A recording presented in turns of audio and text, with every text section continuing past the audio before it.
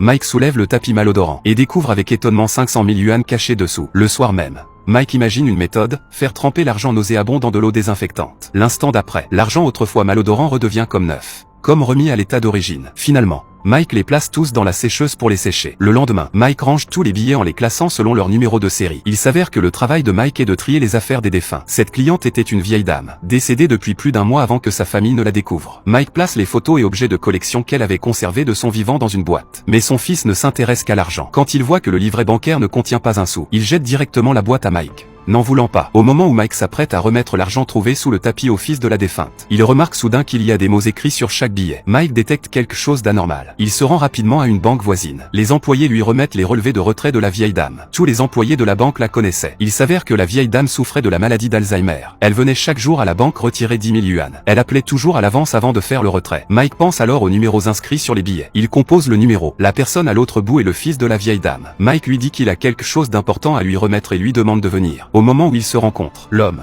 impatient, veut déjà s'emparer de l'argent. Soudain, Mike l'arrête et lui demande de l'accompagner quelque part. Mais l'homme n'a d'yeux que pour l'argent. Sans réfléchir, Mike prend l'argent et se met à courir devant. L'homme le poursuit. Rapidement, Mike conduit l'homme devant la porte d'un magasin de vêtements. C'est alors que le gérant sort et révèle ce que la vieille dame avait laissé en garde ici.